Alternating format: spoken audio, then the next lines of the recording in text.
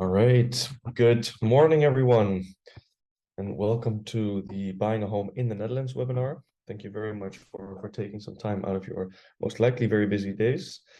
Let's get started. So who am I? You can see me on the screen, and hopefully you can see my camera as well. My name is Ludo. I'm an expat buying manager at Expat Housing Network. I am predominantly responsible for the Amsterdam area. So that means, well, Amsterdam, but also Zaandam, Almere, Haarlem, Amstelveen, anything in the proximity of Amsterdam.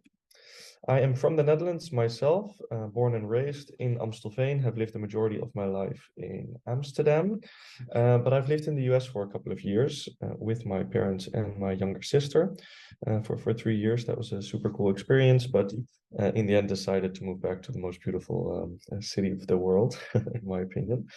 I'm a proud father, not of kids, not yet. I'm a proud father of 2 cats. If you guys are lucky, they might jump in front of the screen. They are big attention seekers. I live in a new build currently. I used to live in a very old building in the city center of Amsterdam. Before that, in a building from the 80s in Amsterdam East.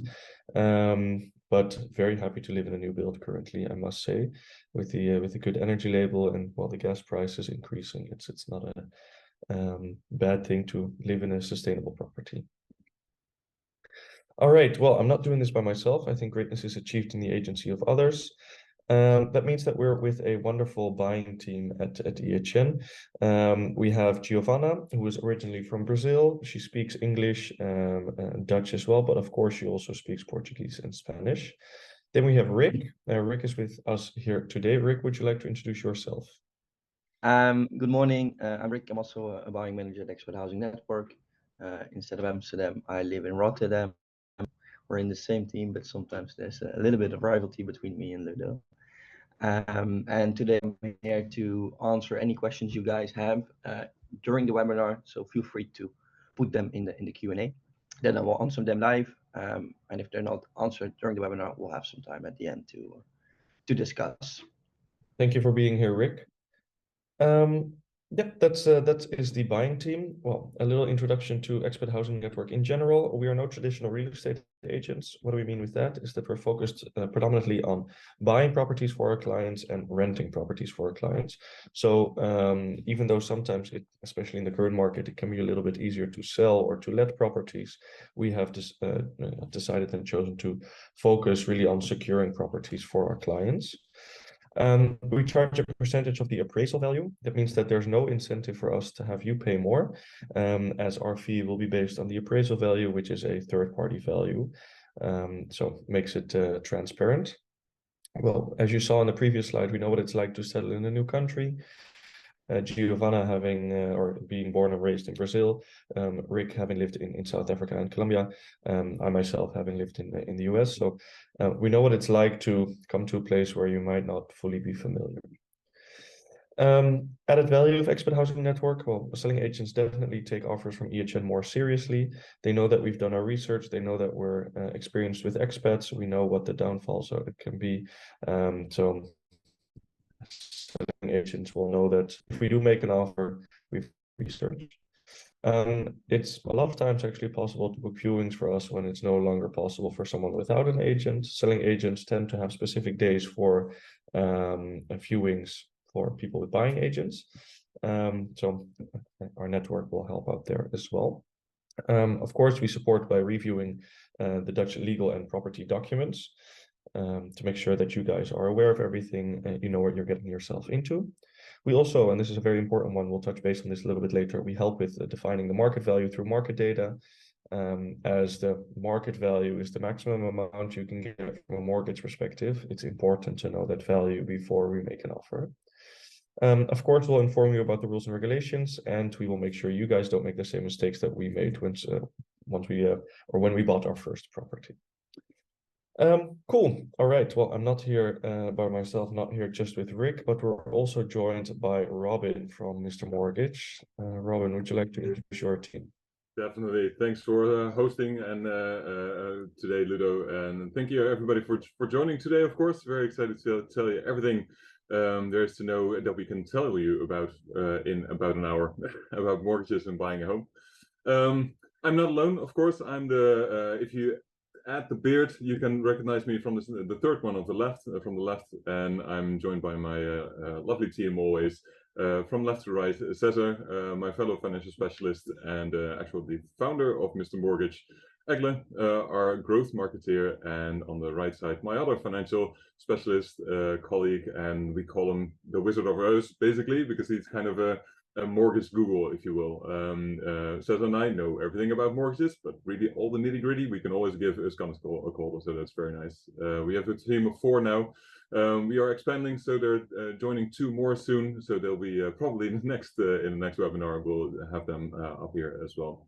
What we do, basically, we guide you through the whole house hunting process from start to finish, not from the real estate point of view, because that's where you have Ludo and Rick for, of course, but we help you with all the financial bits that you need to know. So basically, from start to finish, what do I mean by that? From the moment that you start considering moving, and then whatever your move is, whether it's maybe renting or buying, doesn't matter. We'll give you an insight of your finances first in the financial analysis, where we look into, okay, what is your current income situation, what are the savings that you have and want to use, and what is your perspective in your monthly payments and so on. And then first we'll check, so does it actually make sense for you to buy right now? And if so, what would be your range? Not only what you can get based on what the banks and the authorities, the government allow, but also, and more importantly even, what makes sense to you. So what monthly payment do you feel comfortable with that you don't have to change your lifestyle unnecessarily? So that's basically what we do. Financial analysis first. We'll guide you through the whole house hunting process. Through that, again, not as your real estate agent, but as your financial specialist, in the sense of that every time that you find a property, we'll revise the calculations based on the specifics of the property, and because there can be quite a few changes in the details when you look at one or the other property. And the thing is that every bank has different little details in their conditions and their terms, and the interest rates, of course, as well. They can change every week, basically. And we work with all banks available in the Netherlands, basically, independently, so we don't have to meet any quota or something. So we really focus on your situation and see what the best option is. So basically, that means every property that you're interested in, we'll revise the calculation, show you what your mortgage would be. So basically, when you join Ludo to a viewing, then you already know, okay, I know what I have to pay an X amount if I want to live here, and you can really focus on the quality of the house and the nice lighting that you have and so on. So that's basically to kind of de-stress the situation, because it can be a daunting experience, but it doesn't have to be stressful at all. So that's what we do. Now, obviously, when your offer got accepted, we'll take care of your mortgage application, all of that, to really make it as easy as possible. Not only for your first house, also when you want to move to a new house, second house, or third, or fourth, or fifth, or if you want to invest in real estate, or if you later on want to increase your mortgage to maybe renovate something. If you have the situation of a divorce, or the other one, that somebody joins you, all of that, everything regarding your mortgage will help you out with from start to finish. So that's basically us. Very excited to talk to you later. If you want to have a chat after this call, after this webinar, there will be time to ask some questions. But if you have personal questions, you can always check in and schedule a call with us later on. So that's about it and what we do and who we are. Perfect. The goal today, obviously, is to add value to you guys. We definitely believe in sharing information freely. Sometimes there are these sounds or rumors that there's a secret association where agents share only information with each other and want to keep that for themselves. I definitely think that's not the case. Luckily, there is no secret websites or secret associations or wherever where this happens.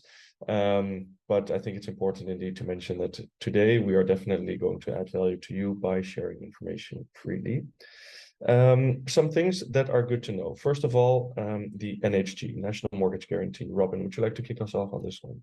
Yes, for sure. Just to add a bit, because it's mentioned what you mentioned just now, that sharing information, and that's very important indeed. A secret association indeed doesn't apply. Also, really, when you want to sell your house, you want everybody to know, right? So secret association wouldn't really make sense in that sense. What I want to add to that is, I know there's a lot of information, in air quotes, going around online when it comes to the housing market or interest rates, and this information or these blogs or articles, they range from every which side, or the interest rates are increasing or they're plummeting, and the same goes for the market. If you read something and you're not entirely sure, you can always reach out to us to have us check out the information, so we can debunk the wrong information and inform you how it actually is, or confirm if it's the correct one. So be well informed and consider where the information comes from. Just want to add that as well. Now, that being said, NHG is a national mortgage guarantee. So you can see two numbers there, and I'll get to that. Basically, what this means, it's a kind of an insurance arrangement. And I like to call it a kind of a doomsday insurance. When it kicks in is when you buy a house, you have a job, everything goes very well, all dandy, the sun is shining, and life looks good. But then a disaster strikes in the sense of that you cannot, you do not have the same income anymore. For instance, when your employer lets you go, has to fire you for financial reasons of the company, for instance, or if you get disabled and cannot do your job anymore to the same extent, so your income goes down. So what happens then is you cannot pay the mortgage anymore. First thing that NHG will do is they will negotiate with the bank, trying to get a payment plan. If that doesn't work, you have to sell the house. Now, if you have to sell the house and you don't, because you don't have an income anymore, and then let's say this is kind of the doomsday that I mentioned. Let's say you bought a house for 300,000 or 400,000 euros. You have a mortgage for 400,000 euros. You have to sell it, but then the value dropped to 375, for instance. So you don't have a job, you have less or no income, and you have a remaining debt of 25,000 euros at the bank. That's the situation that you don't want, of course. And this is where NHG steps in, and they would then pay the remaining debt for you. So that's basically what they do. Now, just to let you know, as such a dramatic drop in property value is not expected. So in that sense, that risk isn't negligible, but it's always a nice insurance to have. It's not an insurance where you pay a monthly fee, so one-time buy-in in this mortgage guarantee, but there is a cap. And this is where the numbers come in. So last year, the cap was 355, and this year it's 405,000 euros. This means that when you buy a house up to 405,000 euros purchase price or value, then you can opt for NHG, and you have this security arrangement. It's very nice, of course. If you buy higher than that, then it doesn't apply anymore. So it also doesn't work when you buy for 410 and say, well, I'll put in the 5,000 myself, then it doesn't work. Purchase price or value, max 405,000 euros. Now, I just mentioned it's kind of a doomsday insurance, and the situation is very unlikely to happen, and you do have to pay a premium. So why would you do it? Another reason, aside from the security, is also that the interest rates are significantly lower when you have a mortgage with mortgage guarantee, about 0.5% lower than the regular interest rate. So that can definitely also be a reason to do. This one-off premium, by the way, is 0.6% of the purchase price of the mortgage, sorry. And you'll see that in the overview that Ludo will show you later on of all the fees and costs as well. And obviously, we'll check if it actually makes sense that you get the lower interest rate, but you do have to pay this one-off fee if you earn back that fee as well. Now, that's basically how it works. Now, if you buy for more than 405,000 euros, you don't qualify for NHG, but there are other ways to have insurances, for instance, to take away the risk of you losing your job or have a decrease in income. So that's definitely something we can discuss in a personal call later on. So that's NHG for you. Fantastic. Thanks very much. So yeah, if you are buying at 405 or lower, go for it. It will definitely make sense, especially the lower interest rates is something nice to have. For sure. One more thing, sorry. Okay. Every year this number is redetermined. So next year it probably will be a bit higher again. Just so you know. That's it, Ludo. Sorry, go ahead. No worries, no worries. The more info, the better, right? Okay, then transfer tax, something that a lot of people probably have heard about already. But if you haven't, what is transfer tax? It's the tax that you pay once ownership is transferred from one person, from a seller, to the other person, to a buyer. Then you have to pay a transfer tax. Well, typically the transfer tax is the rate you see on the left. The transfer tax for residential properties. This transfer tax is 2%. This applies when you are going to use the property as your long-term own main residence. In other words, you're going to live there for the longer term yourself. 2% of the purchase price. Now, if we go completely to the right, there we have something called the transfer tax exemption. Good thing is, in the Netherlands currently, there's a scheme to make it a little bit more attractive for starters to buy a property. And how do they do that? Is by giving you the exemption of the transfer tax. Now, you do have to meet a few requirements. The first one is that you have to be younger than 35 years old. You have to be purchasing a property that is 440,000 euros or less, and you can only use this exemption once. So it doesn't necessarily have to be the first purchase, but you can only it can only be the first time using that exemption. If you meet two of the three, unfortunately, you cannot make use of the exemption. You really have to meet all three. Now, then we have a third rate, and that's the one in the middle, and that's if you are, easily said, not going to live in the property yourself for a longer period of time. They call it the investment rate, because typically if you're not going to live there yourself, you're going to use it as an investment, either rent it out or just keep it and sell it again after a couple of years. But in this case, the transfer tax is 10.4%. It used to be a bit lower, but since 2023, it was increased to 10.4%, again, to make it a little bit less attractive for investors to buy a property.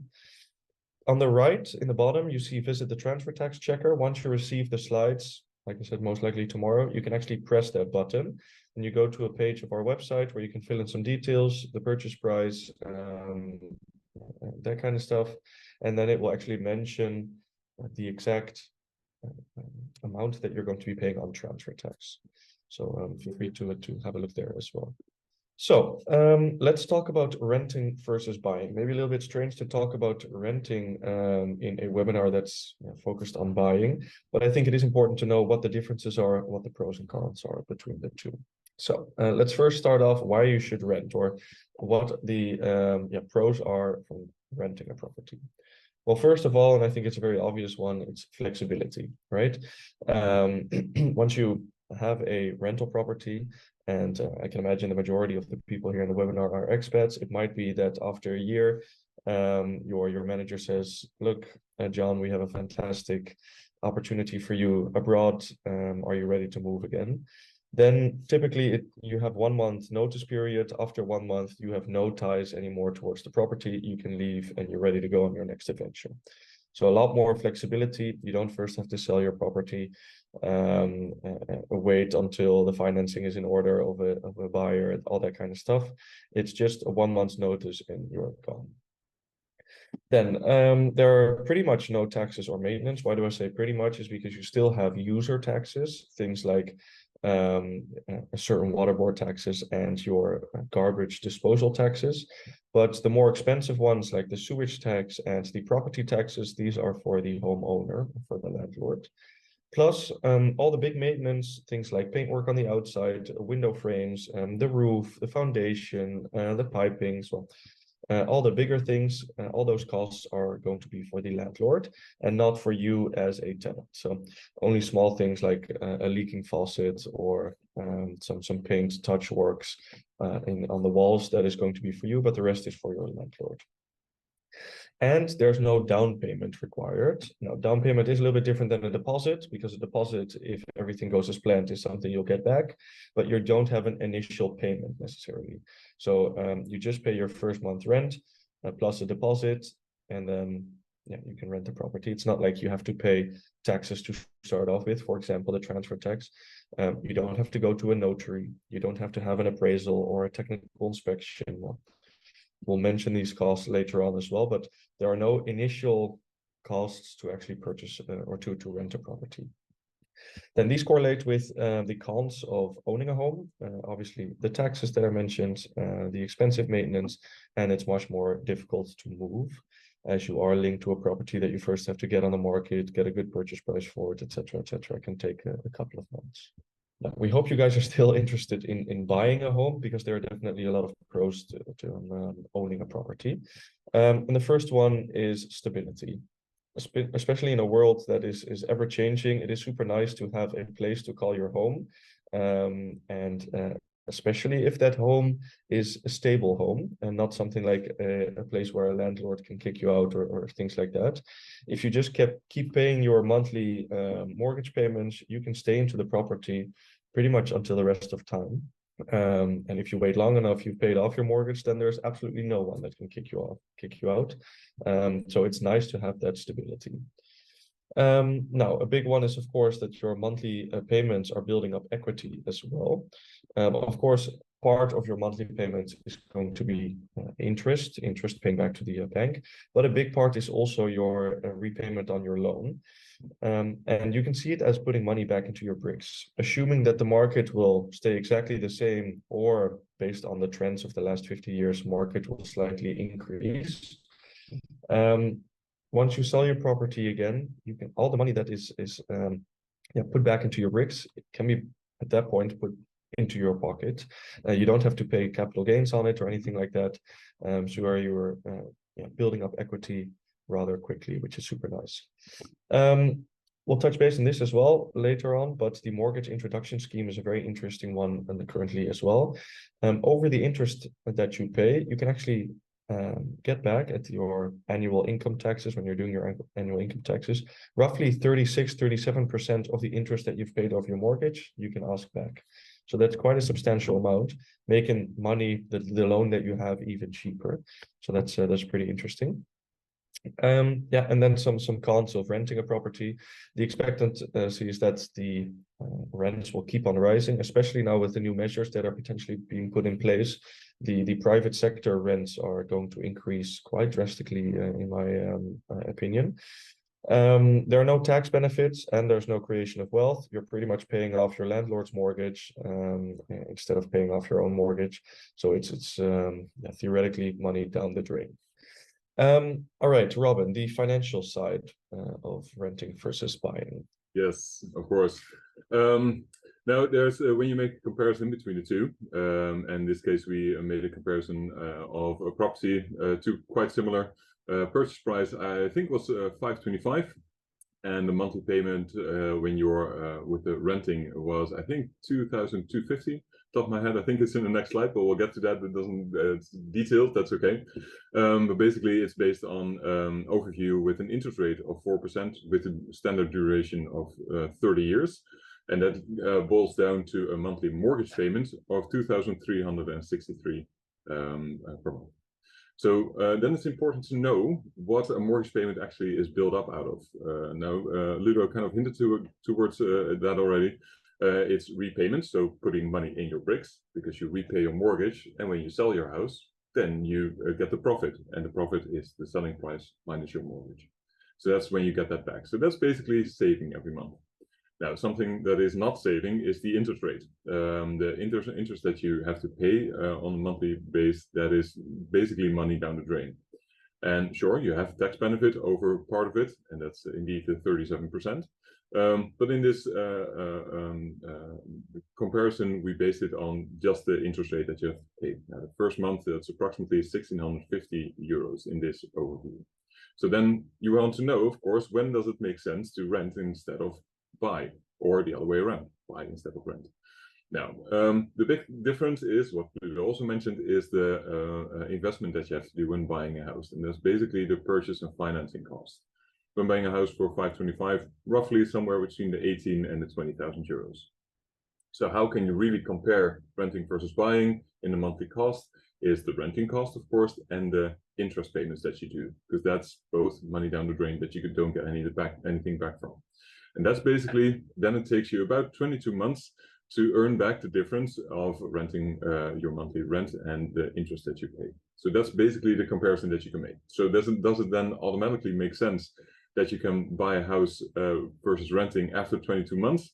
Not necessarily. It also very much depends on your personal situation, of course. But strictly cold financial logic, sure, from 2 years it starts making sense. I would suggest go to 2.5, 3 years. That's a bit more lasting period, and then it really starts making sense to buy a house. But that's the basic calculation there. Now, if you look a bit further, because the average time that somebody stays in their first home is about 5 to 8 years, maybe 10. depending on the house and your situation, of course. But let's see what happens after 5 years. So actually, the purchase price was 495 and 2,500 euros monthly rent. So after 5 years, so when we look at your mortgage, what's your mortgage cost in 5 years? And that is a whopping 141,780 euros. Sounds like a lot of money, sure. There's a lot of nice dinners there, of course, but you also have to live somewhere. So those are the costs that when you buy a house. But from that 141,000 euros, you build up equity of almost 50,000 euros. So that's basically 50,000 euros you've saved up in 5 years just by paying your mortgage. So that's the benefit right there. Now, if you compare that to renting, that's a big difference right there, because then you have spent 180,000 euros in 2 similar properties, and you don't get anything back here. So for one, first off, you spent almost 40,000 euros less, and by spending 40,000 euros less, you did build up equity for 50,000 euros. So that's kind of to compare, and this is also why you undoubtedly are also in this webinar, because buying makes more sense if you want to stay in the property for a longer term, meaning 3 to 5 years or longer. So that's basically this, and that's again not considering the tax benefit that you have on your interest rate. And this is also not considering the potential increase in market value as well. Yeah, so correct. This is where we keep a status quo of the 495. Yeah, okay. Correct. And the expectation is indeed that it gradually increases, especially in the 5 years term. That usually will happen indeed. Cool. All right. Thank you. No worries.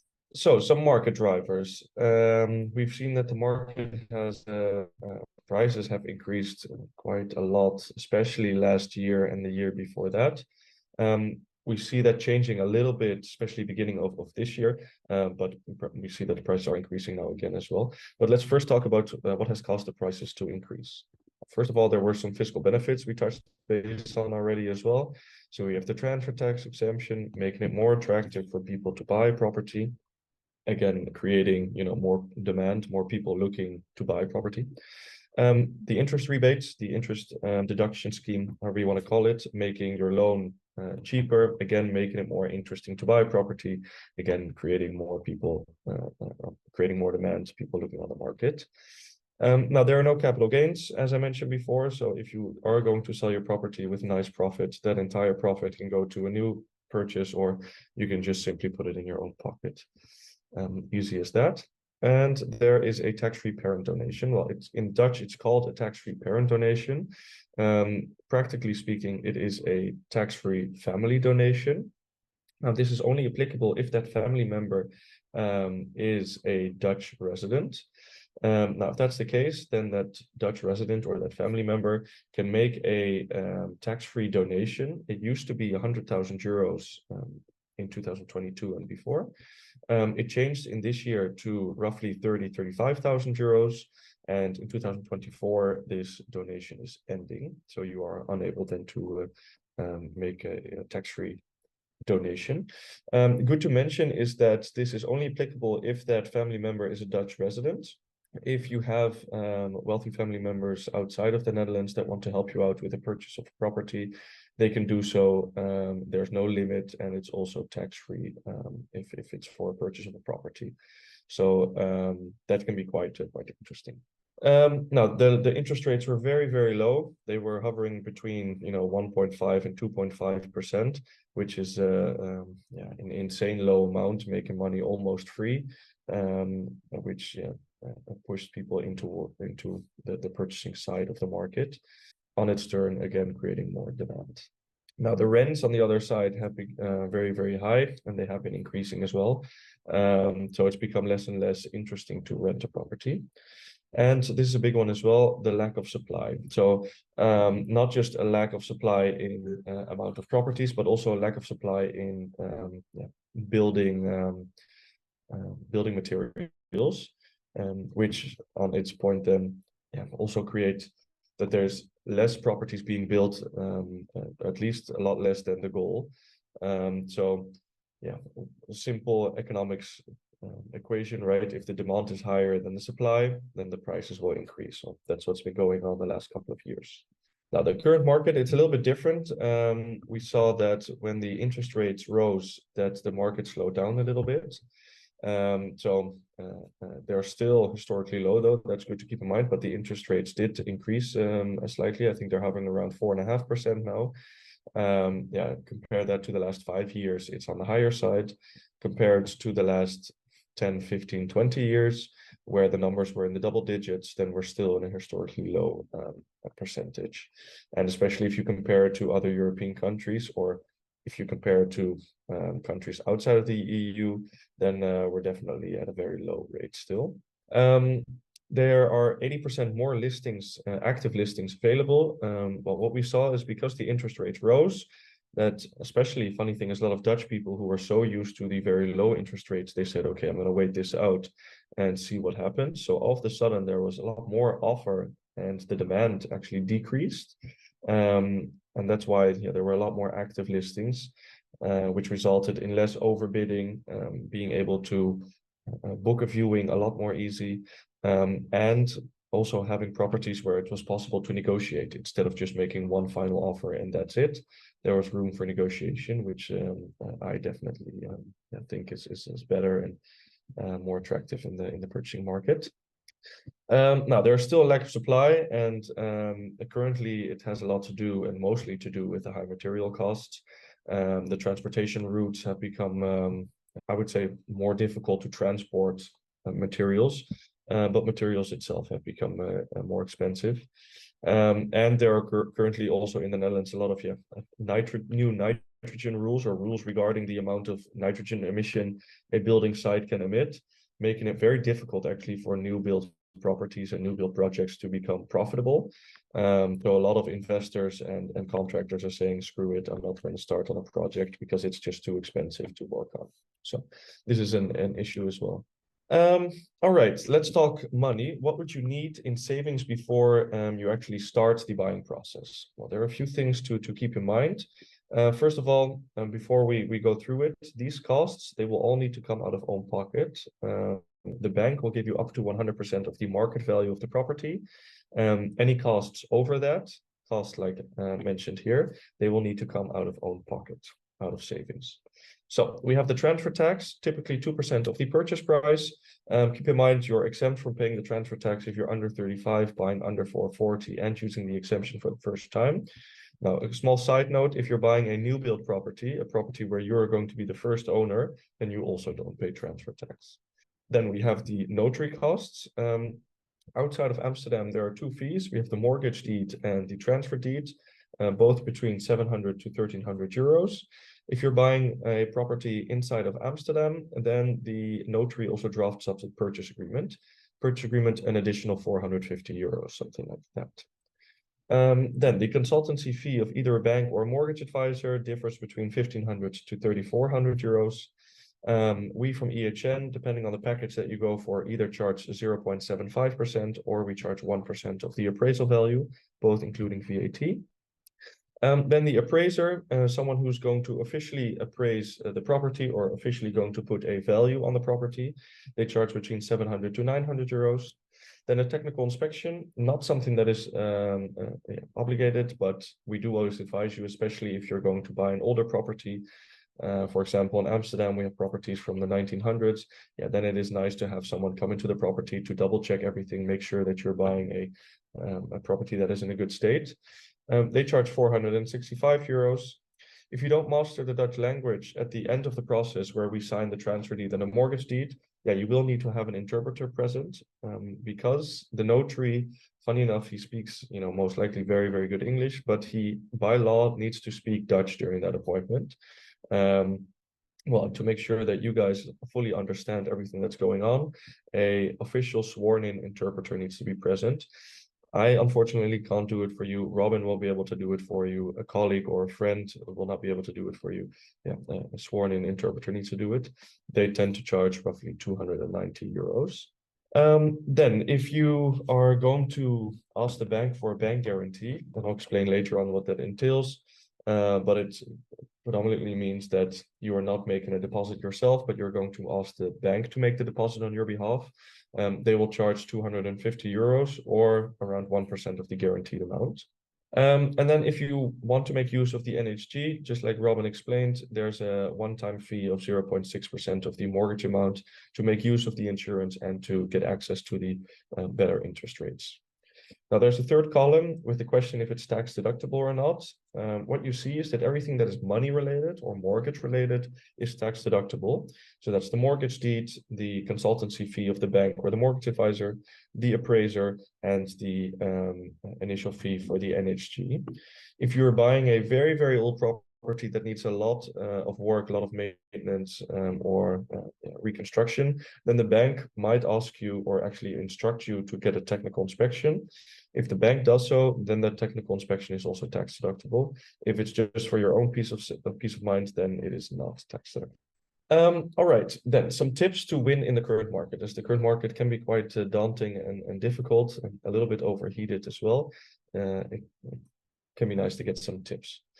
Now, this one is very, very important, the value of the property. I like to work from examples. So we have a property here, a very nice property listed by Hopma Makelaardij with an asking price of 395,000 euros. Now, good to keep in mind is that the asking price does not have to be a representation of the market value. There are no rules or regulations on this. If the value of the property is 1 million, you can list it at 10 euros if you like. Obviously, that doesn't really make sense, but for the sake of the example, that is possible. So the asking price is just an invitation to get excited about the property, to book a viewing, and to eventually make an offer if you like to do so. Well, property here, asking price 395. What we see is that we went to the property, we're enthusiastic about it, and you potentially like to make an offer. That's the cue for me to start doing some research. I do a price research. I see what the value of the property actually is. And what does my research says? It says that the market value is 415,000 euros. Well, at this point, we disregard the asking price fully, and we just focus on the market value, because this is the price that your competitors will be looking at as well. Plus, and there's a big one, this is the amount that the bank will give to you. So the difference between 395 and 415 will be covered fully by the bank. Of course, if your salary, your income, et cetera, allows that mortgage cap. But if that's the case, then 415 is what you're getting from the bank. Now, like I said, it's a competitive, overheated market. So to actually secure the property and purchase the property, we have to make an offer of 435,000 euros. Now, what we see here is that, and that's what we hear a lot in the news and in the articles, is that in this case, an overbid of 10% was necessary. But that's not really the case, right? Because the asking price, again, it could have been 350, it could have been 300. They could also listed it at 500.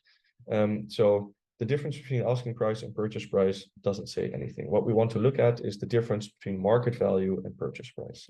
Now, in this case, we had an overbid of only, in brackets, obviously, because it's still a lot of money, but only 4.8%. So this is what I want to look at. When a lot of people ask me, Ludo, what should I typically overbid? That's a very difficult question to answer, because the asking price, yeah, it says really nothing. I can only tell you what we need to overbid from the moment we know what the market value is. Now, different example, we have the same property, but not listed by Hopma Makelaardij, but now by another agency. They have a little bit of a different strategy. They listed at 375. Still market value is 415. Still purchase price is 435. In this case, what we see is that the overbid all of a sudden is 16%. Huge amount, right? If you think you need to pay 60,000 euros out of pocket, that's a huge amount and quite discouraging as well. But actually, if we look back at the numbers and the actual research and the actual value, the overbid is still 4.8%. So very important to know what the market value is. How we do this, again, we share information freely. This is not a secret. We we look at the property that we want to buy. For example, a 4-bedroom apartment in the city center of Amsterdam with canal view and no ground lease and energy label A. Well, if that's the case, then we try to find properties that have been sold recently that are very comparable with the property that I just mentioned. So they also have 4 bedrooms, also have canal view, don't have ground lease, have energy label A, in the proximity of the property that we want to buy. Then we look at the purchase price of that property, or of those properties that have been sold. We look at the purchase price per square meter, and then we multiply that average with the square meters that we want to buy. Of course, keep in mind, there are a lot of variables there, because to find exactly the same property is going to be very difficult. So based or with our experience and with our knowledge, we're able to find the discrepancies and see if we need to increase a little bit or decrease a little bit. But using that method, the comparable method, the same method that an appraiser is going to use, we come up with a market value. Easier said than done. Of course, we as a buying agent will be able to help you determine the market value. We have access to all the purchase prices, etc., etc. So it can't hurt to have a little bit of guidance there. Now, to look at the current market, because the current market has been shifting a little bit, it also might be the case that the agency listed it at 450. Well, asking price 450. After doing the research, it seems that the market value is 425. And we purchased the property at 450. Here it looks like we didn't overbid. We did a very good job of 0%, but actually we did overbid because the market value is 425 and we overbid in that case 25,000 euros. So we still have an overbid of 5.5%. Now, in the ideal situation, we have the asking price of 450, market value 425, and we purchase at 425 as well. But it might seem like we underbid. Of course, that sounds super cool and very nice. But I'm already very happy if we can purchase at market value, because that just means that you're buying at value, and that should be the normal case. And you didn't have to overbid a single penny. Then let's talk about what a winning offer looks like. Well, what we see, or what we saw from the previous examples, is that offering a good price is definitely more important than offering, or than always offering, the highest price. Why is that? Is because if the market value is 425 and we offer 500, of course the sellers are going to be super enthusiastic that all of a sudden they're getting 500,000 for their property. But if we say in the offer that we need 500 from the bank as well, the bank will never give us 500 because the market value is 425. So big chance that our mortgage application gets rejected, that the purchase cannot go through, that the buyer or that the sellers have to relist their property. All of a sudden, it's a property that has been on the market for 2 months. People start asking themselves, okay, is there something wrong with this property? So it's just a whole situation that the sellers don't want to get into. So they might choose to go for an offer that is at 450, so an overbid of 25,000. And when we mention in the offer, look, we know the market value is 425, we're willing to add 50 or 25,000 euros out of own pocket to reach the 450, then you're offering a good price, a price that you have explained as well. And in that way offering security to the seller. So that's exactly the second point as well.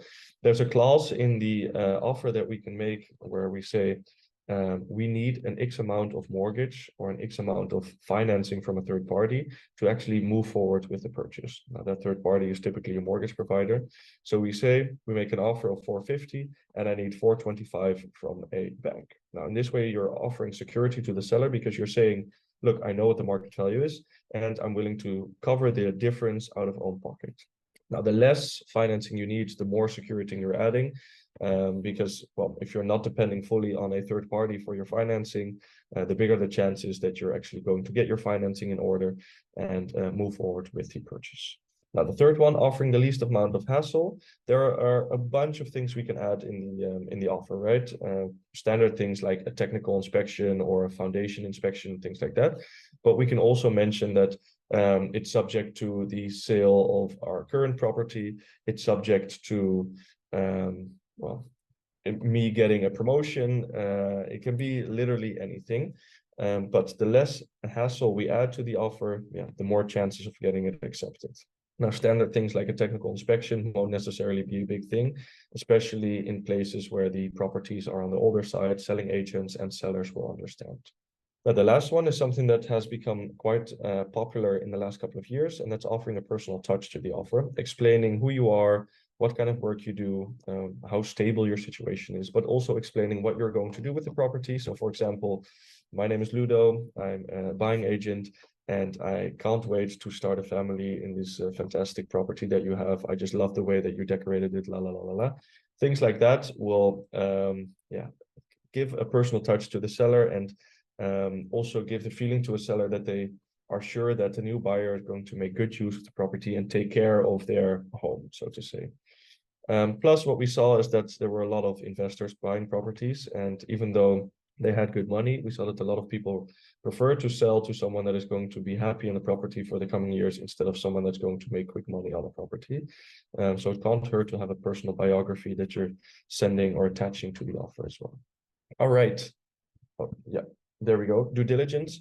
That's a big one as well. What do we mean with due diligence? Well, that's the technical inspector coming into the house to make sure that the property is in a good state, that there aren't any leakages, that there isn't any moist behind the walls, that all the doors and the windows function properly, that the heating system isn't too old, well, all that kind of stuff. And we have the appraiser. Appraiser is someone that is going to come in to, well, give a value to the property, right? Now, question to you guys. What do you think? Do we book them before or after your offer is accepted? And feel free to pop it in the chat. I'm curious to see what your assumptions are. Will we book the technical inspector and the appraiser before we make the offer, or are we going to book them after we make the offer? Well, I see that the majority is saying before, and we have Herman saying after. Well, you'll be surprised, guys, but it is actually after the offer is accepted. Now, why is that the case? Two big reasons. First of all, they don't work for free, right? The appraiser is around between 700 to 900 euros. The technical inspector is 400 and 6,500 euros.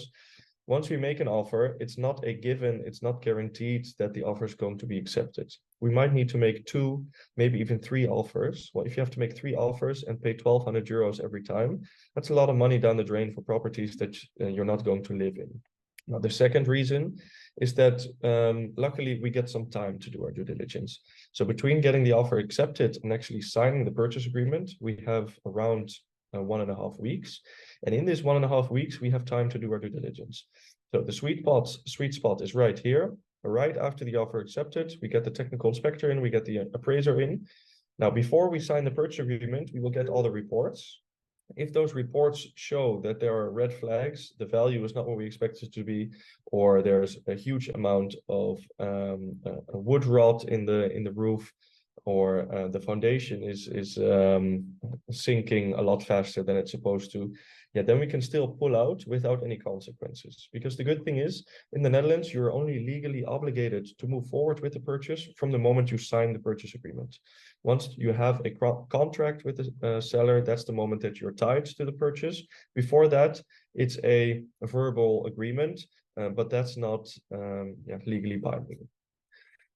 Which does mean that up until we sign the purchase agreement, the seller, strictly speaking, can also still sell to someone else. But you as a buyer also have the flexibility to pull out if the due diligence results in things that we don't want to see. Now, you as a private person buying a property have an additional 3-day cooling off period or reflection period to, after signing the purchase agreement, also pull out of the contract. Only you as a buyer has this. A seller does not. So once the seller signs the purchase agreement, they're tied immediately. Now, why that's the case is because purchasing a property in an overheated market can sometimes be a little bit of a quick decision. Sometimes we view a property today and we have to make the decision tomorrow. With these huge purchases, it's nice to have an additional 3 days to just think about what we've just done. So that's why we have that cooling off period as well. But yeah, the due diligence, we have them right after the offer is accepted to make sure that we still have enough time, but we're not wasting any money on properties we're not going to buy anyways. Now, to have a bigger timeline to see what the process is going to look like in general, from left to right, of course, at one point we need to start the search, right? You'll be looking on Funda to see if a newly properties that are newly listed are interesting. If that's the case, we'll book a viewing. We'll go to the viewing, make sure that everything is okay. The state of the property is just as it's mentioned on Funda. We'll ask some questions to the selling agent to make sure that the homeowners association is okay, etc., etc. From there on, if we're still excited, we'll do 2 researches. The price research we talked about before. So we'll check the value, make sure we know what the market value is, and we'll check all the documents that are a part of the property. Every property has like a medical file, which has information about, well, the homeowners association, but also about any plans that the municipality might have, the intended use of the property, the state of the property itself, if the roof terrace has been placed with permits, all that kind of stuff, we'll need to double check. If that is all giving green lights, then we'll actually submit an offer. So we'll be in contact with the selling agent, see what kind of offers he or she has in, and then we'll submit an offer on your behalf. A few hours of sitting like this, hoping to get some good news.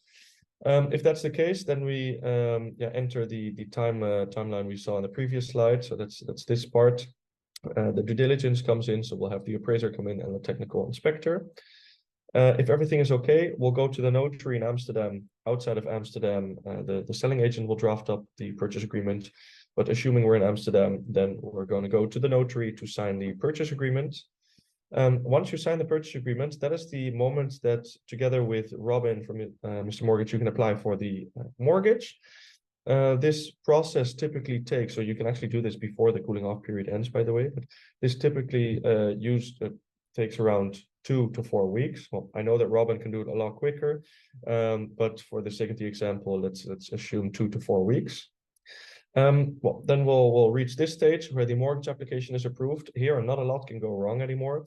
You have your property secured and you have your financing secured. So from this moment on, it's just waiting until the transfer date. Roughly 1 to 2 weeks before the transfer date, we'll receive the statement of completion, just a fancy word for final invoice.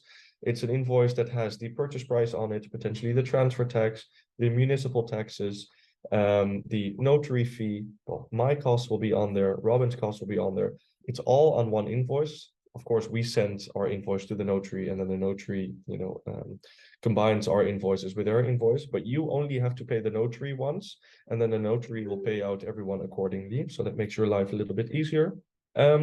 On the transfer date itself, we'll first go to the property for a final viewing or a final inspection, just to double check that all the walls are still standing, that the property is free of any tenants, squatters, but also free of any movables that have not been agreed upon, and free of any trash or that kind of stuff.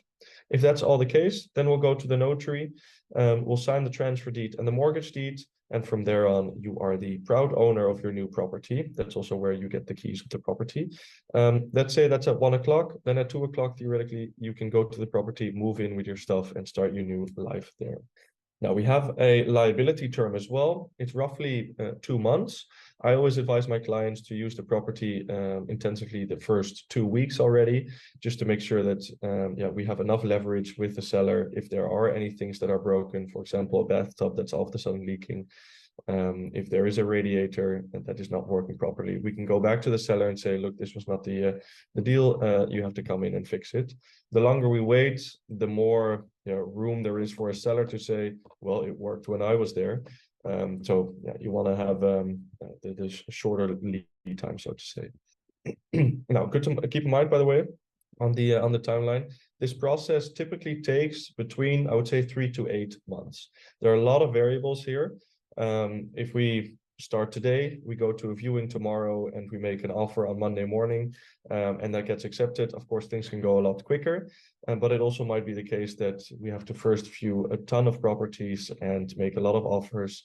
And if let's say we get an offer accepted in a month, but the sellers are only planning to move out in March of next year, then we will have to wait until March before to get the key. So a lot of variables, but I would say between 3 to 8 months from the moment you actually start the search to the moment you get the keys of the property. All right, then the FAQs. We always get a lot of questions, so we bundled a few that we see coming in a lot. If we do have questions afterwards that are unanswered, we'll also answer them, of course, live.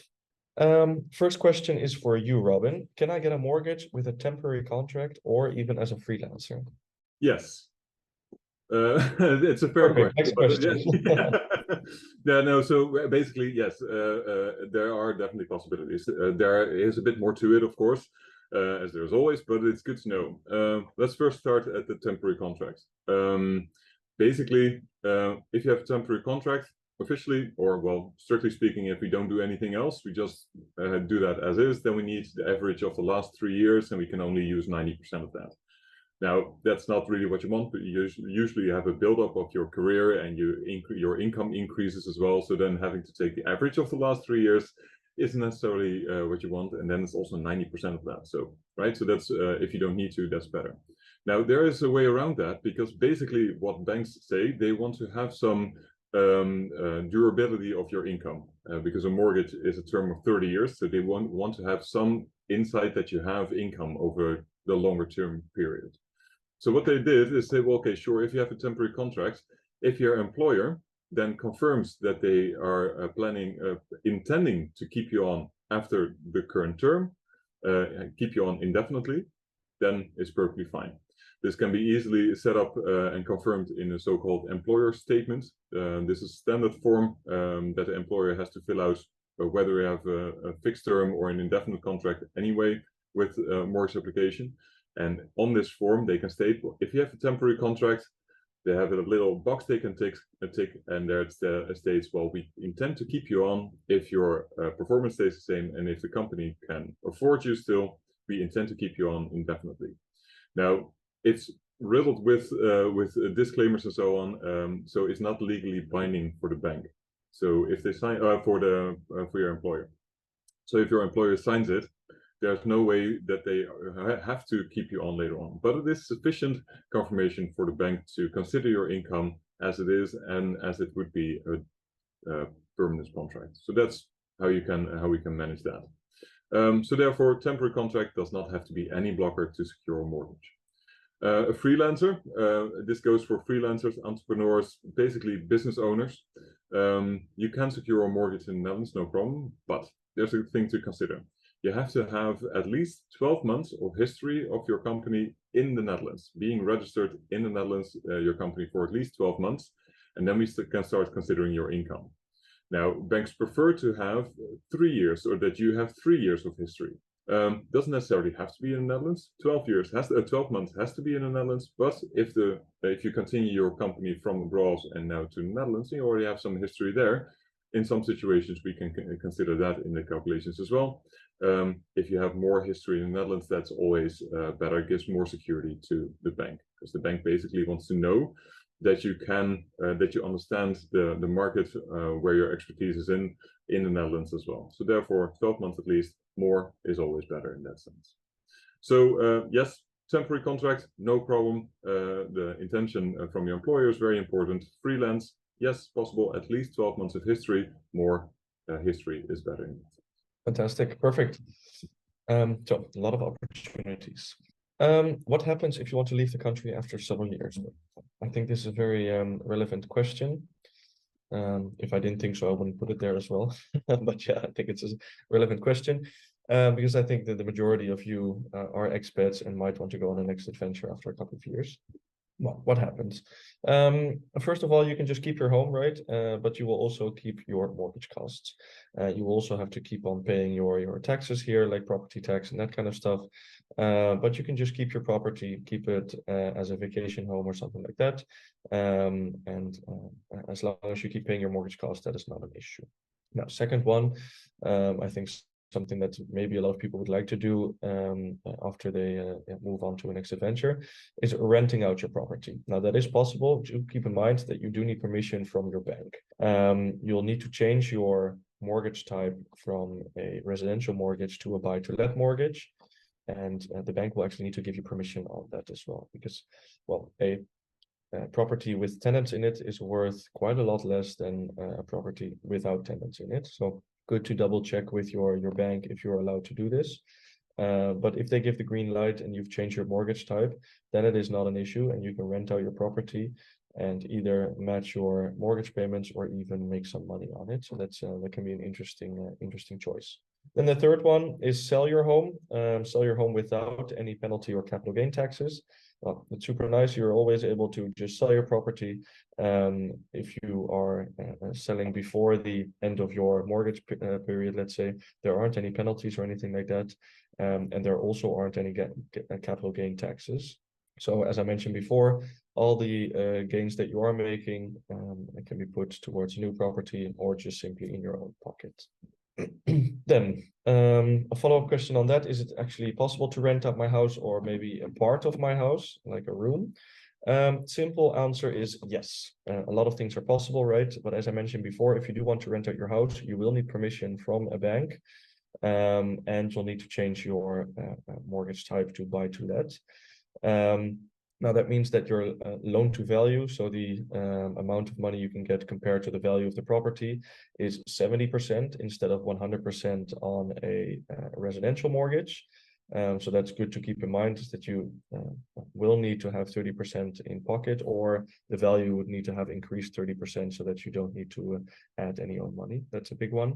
And the bank does need to give permission. If they find out that you're renting out your property without their prior written permission, they can actually demand you to pay off the mortgage immediately, which probably results in selling the property, plus you might have to pay a fine as well. So good to follow those rules. Renting out part of your property, for example, a room, is a little bit easier. The bank does like to know, but they're a lot more flexible with it. They just definitely want you to have a good agreement with your tenant, and especially have your eviction clause in that agreement. Eviction clause saying that if you decide to sell your property, that you can immediately evict the tenant without giving them too much tenant rights. Because in the Netherlands, if a tenant is in a property for longer than a year, they immediately get a lot of tenant rights, unless you have certain clauses in the contract that they have agreed upon. Because technically speaking, if you want to sell your property after 2 years and there's a tenant in it, and the tenant says, look, I love this property so much, I don't want to leave, and then there's not a lot you can do, to be honest. Either you have to sell the property with that tenant in it, so a big chance that you are going to make a loss on your property, or you just can't sell your property. So important to have that eviction clause in the agreement.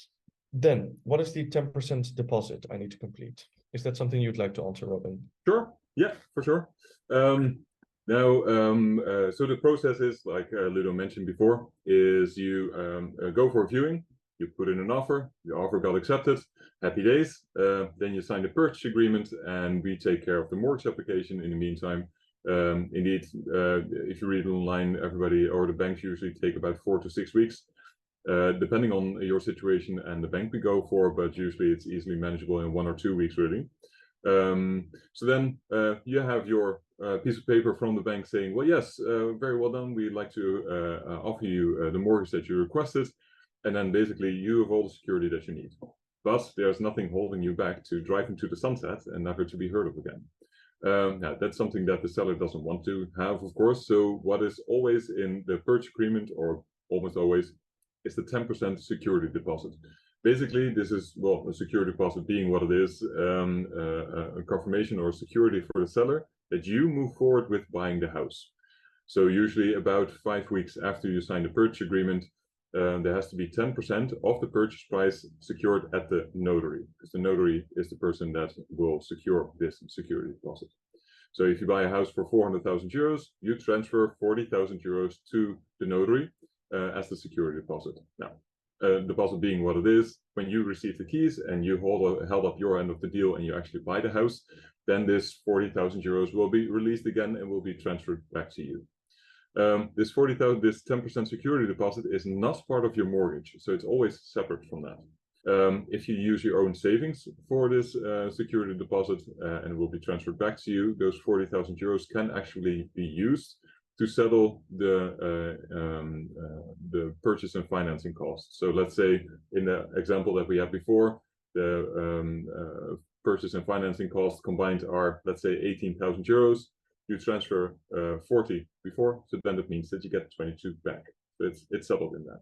Now, if there's a situation which could well be that you don't have the 40,000 euros available, or you simply don't want to use your own funds, you can also opt for a so-called bank guarantee. Then a financial institution will secure this 10% security deposit for you for a one-off fee of 1% or 270 euros. We'll get to those details later on, of course, but that's basically it. So you don't have to have this 10% in savings necessarily, or you don't have to use it necessarily. There is a bank guarantee option as well. Basically, when your mortgage gets approved, we also know that your bank guarantee, it will be done in a day, maybe 2. So nothing to worry about. You can use your own savings or go for financing through the bank. Thank you. Nice. Oh yeah, and then the timeline where the bank guarantee is made, but that would be right here, around 1 week after the mortgage application has been approved. Exactly. Then our fees, important as well. I'll start. So the buying services fees from Expat Housing Network. Well, we have 3 packages. 2 of them, I think mostly applicable for this webinar. That's a smart package and the complete package. Well, we have the smart package. It's a little bit more for the independent buyer, someone who might already have bought a property before or who is familiar with the Dutch market, potentially speaks a bit of Dutch already, just doesn't need as much assistance as someone else might need.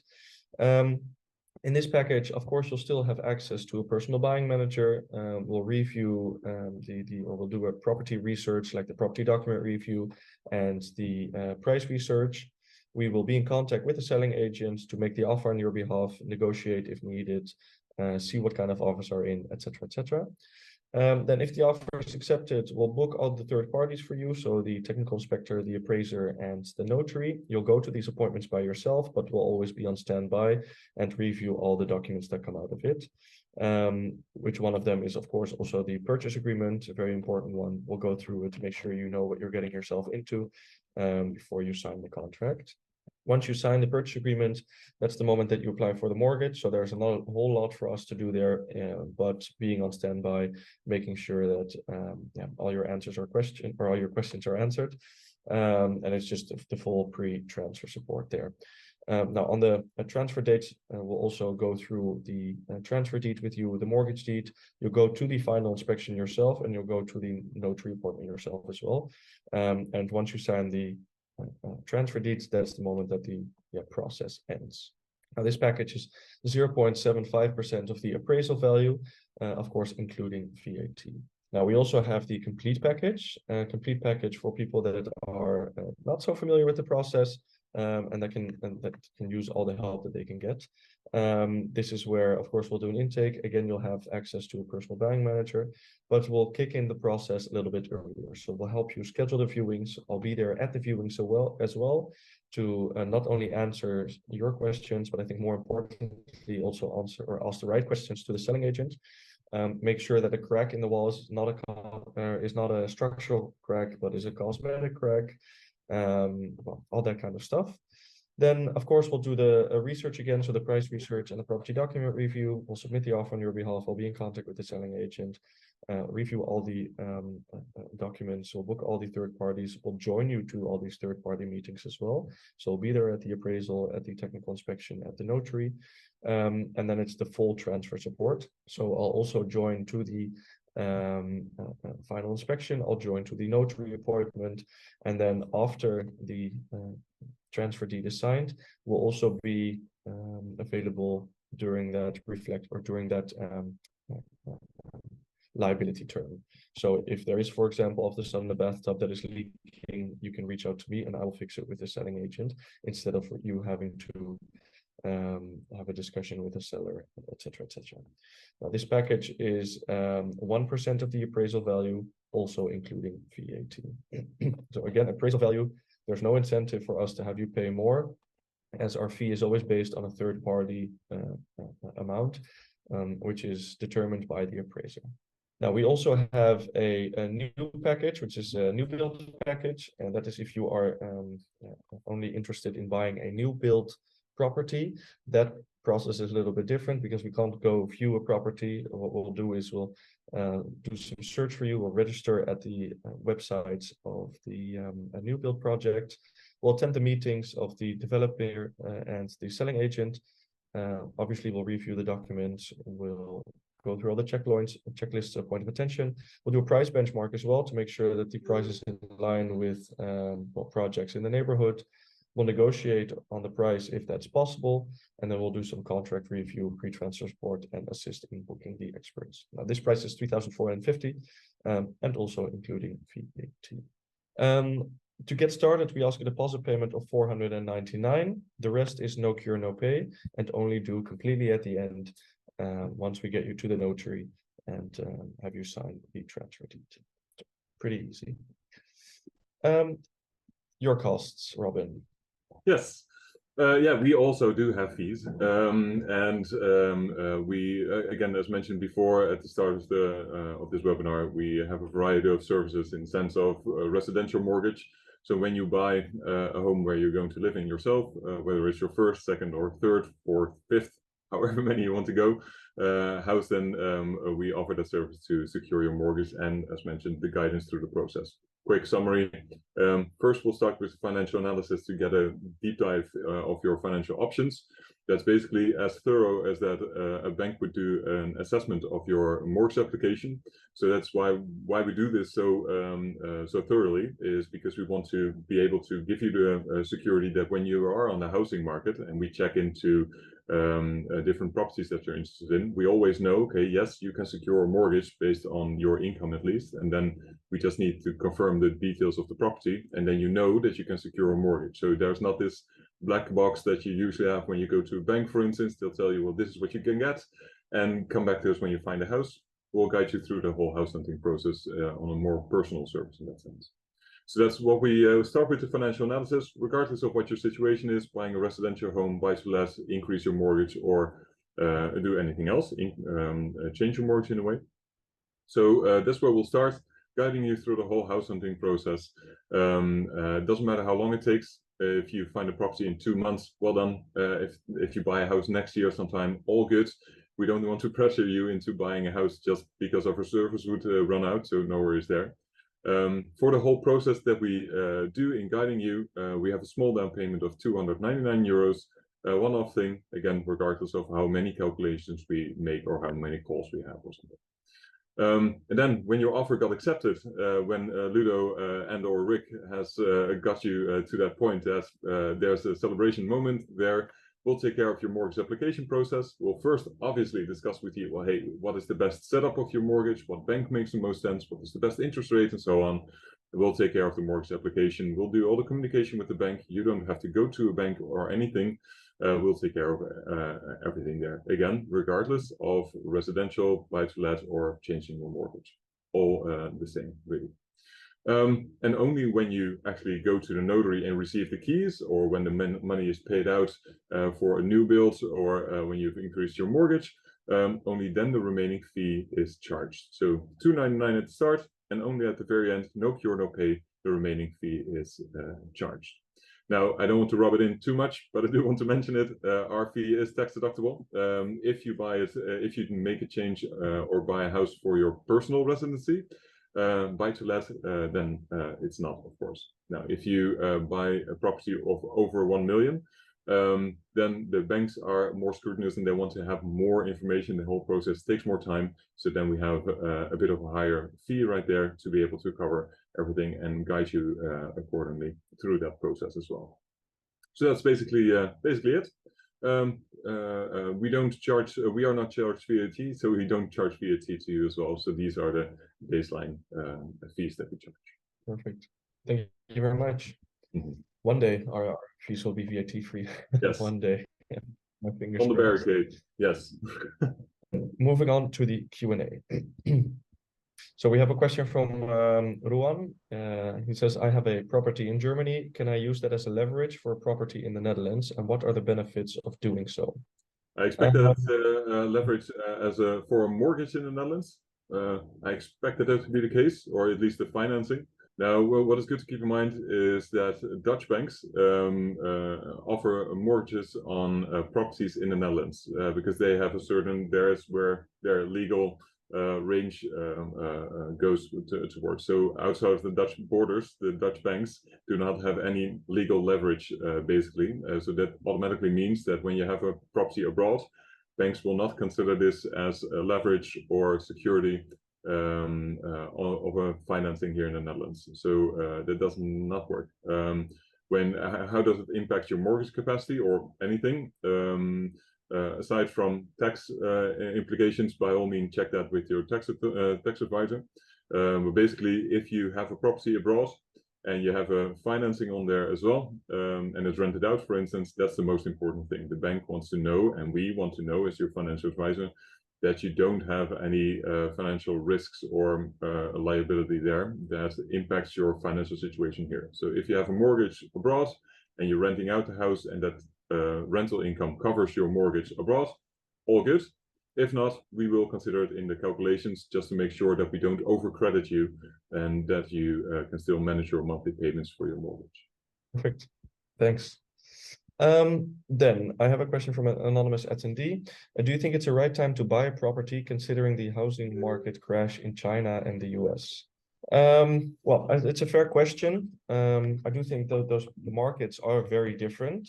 Of course, globally they are connected. Everything is connected in that sense, the economic markets as well.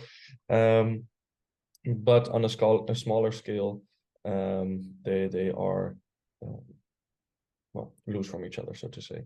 I think it's more important to look at the European market, looking what's happening there, looking at the interest rates that are giving out by the European banks and such, and seeing how that's impacting the Dutch market. I know indeed, for example, in China that they're currently increasing the interest rates drastically to make it more attractive to spend your money. Yeah, that's not happening drastically here. And therefore the market is not being impacted that much either here. I think still that it is a good time to buy. We saw the peak of 2022 where I at one point said, look guys, we might have to wait a little bit, but that has stabilized fully now. There are, I think, a lot more variables that have maybe more impact on our current market value or housing market than housing market in China and the US. So I would say look more to those specifics than looking at the global markets.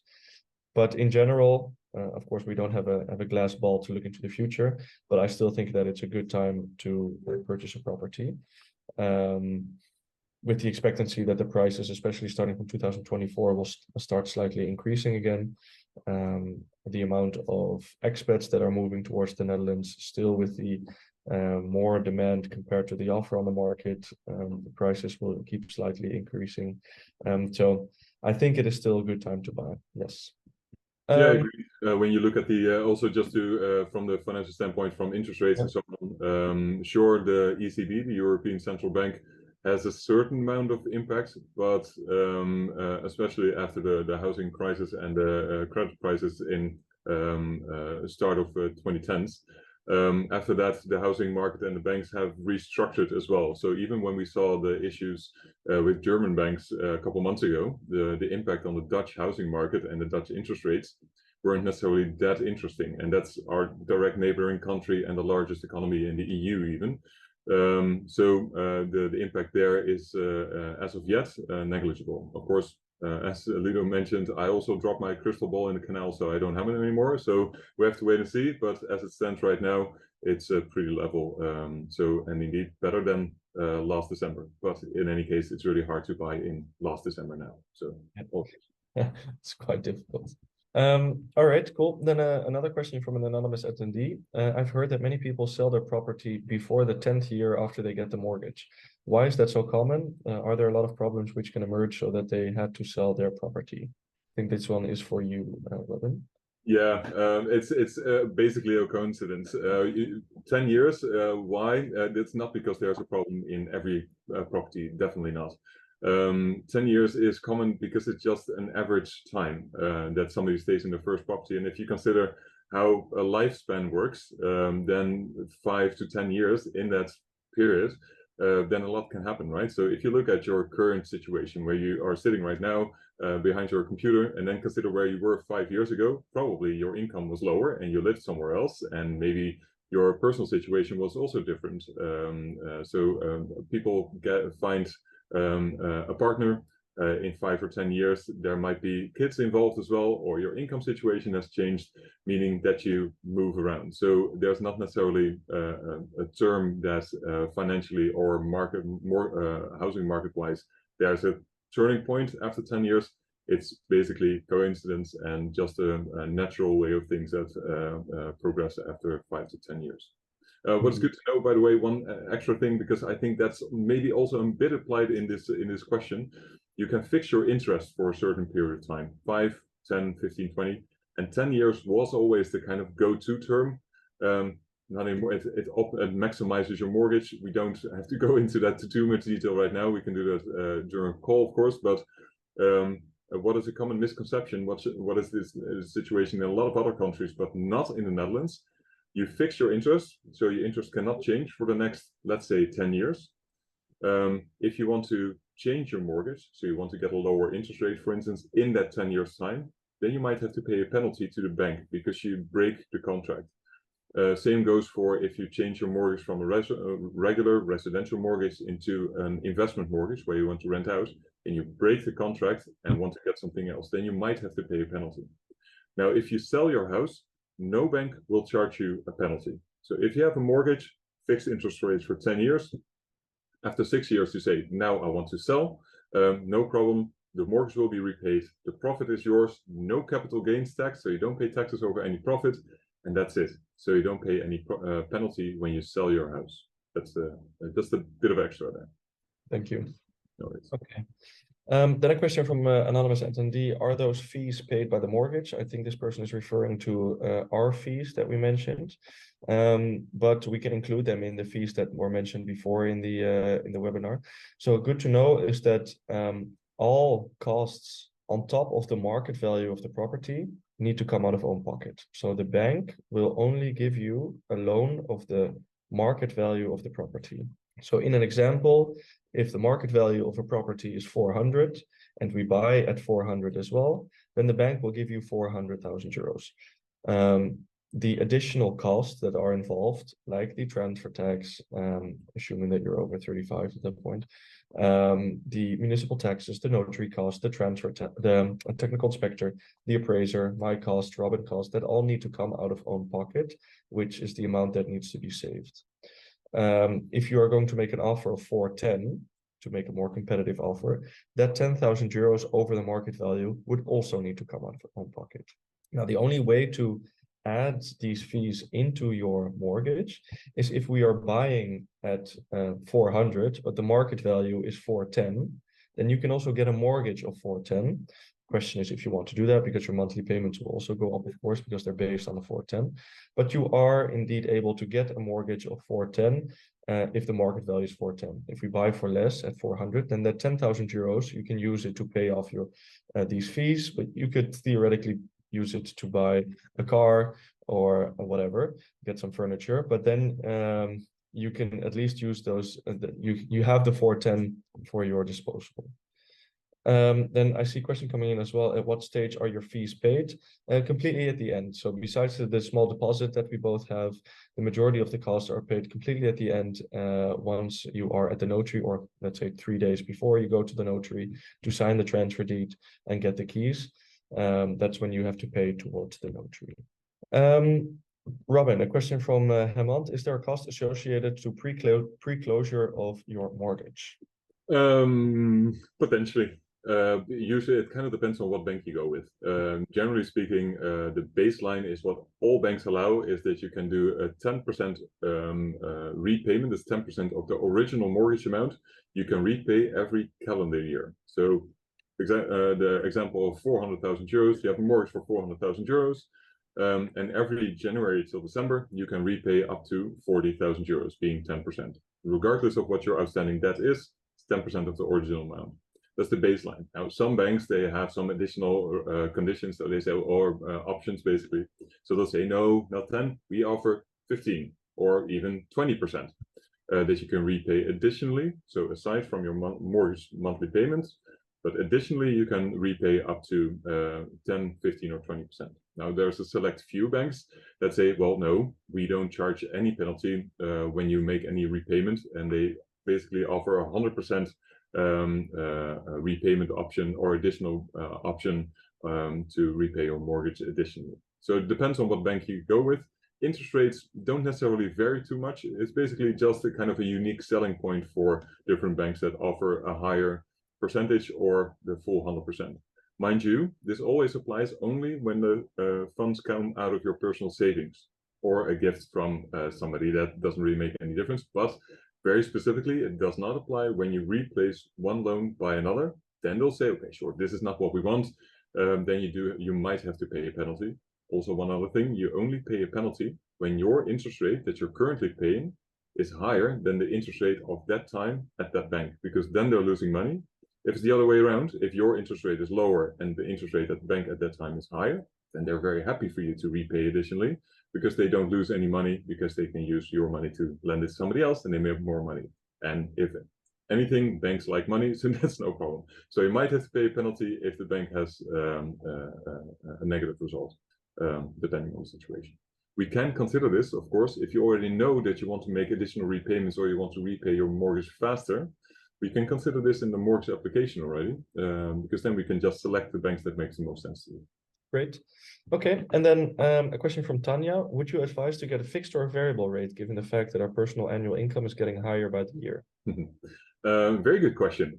This very much depends on what you feel comfortable with. The variable rate, sure, it can be interesting. Usually now the interest rates are significantly higher than the fixed interest rate. That makes sense. If you go for variable, 1, 2, 3, or 4 years, the interest rates, weirdly, other than 2 years ago, are significantly higher than when you lock it in for a longer term. Why that is weird? Because you get less security from the bank, but you pay more. Now, why is that? This is one of the telltales that actually shows that the banks also expect the interest rate to drop.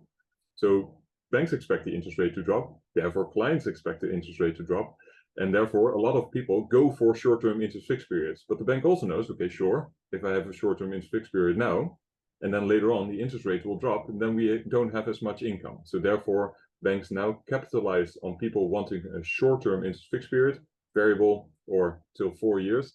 Interest rates can easily go to 4.8 to even over 5%. So that's one thing to consider. I know there is Rabobank offering a very low variable interest rate, but be careful there. Of course, anything is possible, but their processing times are going through the roof right now. So if they go back to more normal situations, then it's more interesting to go there. But there are definitely possibilities there. Now, why I'm saying this all is the variable rate, you have to check your interest rate every couple of months. If this is for you, if you think that's okay, I'm okay doing that, then sure. If you think, well, that gives me too much stress, I would say then go for 5 or maybe 10. 10 is a bit long, I think. Maybe go for 5 years, because then you have a kind of a sweet spot right in the middle that you do have some security for the next term.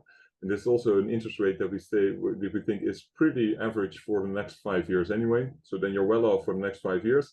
And when the interest rates are lower, then if the interest rates are lower, then you can benefit from the lower interest rates then. Again, this is a very basic explanation. It really depends on your personal view of your financials, and if you're comfortable with a variety in your monthly payments, or if you just don't want to look at it and have security long term. So that's in a significant nutshell how this works. Thank you very much for all the questions that we received. So we wish you all a lot of good luck, of course.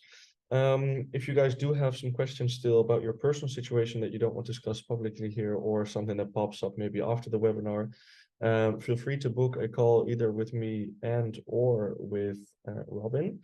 You can use the link right here in the slide that you receive. You can press it and you'll immediately go to the scheduling page. You can also scan the QR code from Robin here to go to their scheduling page, and then we'll be happy to have a conversation, a free of charge intake, to see where you are in the process and how we can potentially help out. For now, I would like to ask or to thank you guys all for joining the webinar. Thank you very much, Rick, for being here and answering all the questions. Thanks very much, Robin, for being our trusted partner when it comes to financing and mortgages. And I wish you all a very, very good day. Yes, Ludo, thank you for hosting as always, of course, and everybody enjoy your lunch. Perfect. Thanks, guys. Have a good one.